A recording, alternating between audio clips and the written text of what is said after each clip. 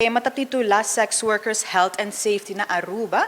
Dus esta dia que nós queremos pôr conscientização e parte de saúde e segurança de dama de a noite ou outra vez a dama de companhia.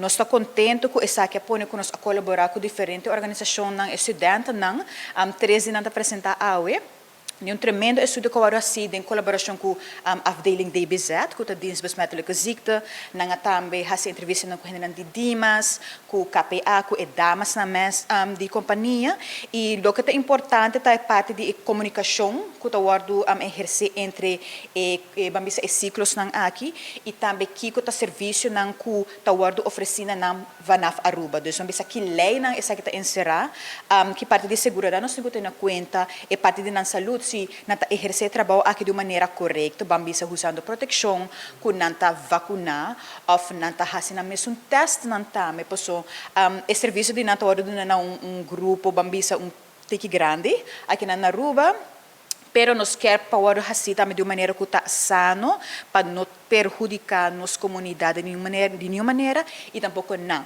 E uma organização também que está CMAA, que está parte de prevenção de traficação de gente, então que também nós queremos enfocar e bater, dus nós como Departamento de Saúde Pública está muito contente que nós para focar de parte a quem faz nosso trabalho de maneira correta. E meta está eigenlijk para nós portrese nos findings, que nós arranha. Nós arranha que eigenlijk tem legal paradox, que kermen ko tin diferente lei ng pako e trabaho sexual na Aruba ko eigenlijk nota concurrent ko outro. Algum dinang tabisag, por exemplo, ko trabaho sexual nota legal. Sin embargo, outro tabisabo ko si botabing traha como trabajador sexual, boting ko bing na DBZ, papor registra, bo number, bo address, anto quanto dia bota quedando, por exemplo. Des ora inang kaba botawag, prometa bisabo bo numag di hasie, pero outro tabisabo kusi bota hasie, kiko boting ko hasie. Na mesmo momento, ora ko bobin traha como trabajador sexual kinana na Aruba, bo meser porting permiso. E permiso aqui, eigenlijk ora bowake, etapa hostess, e no tapa trabajador sexual.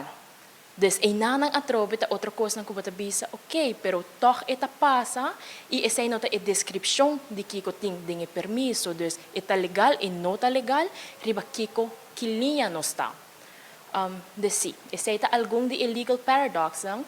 Kubo po waku e nota bayendo maniku eta riba papel. E também essa aqui tata e policies nang aki a começar, sing aya passar.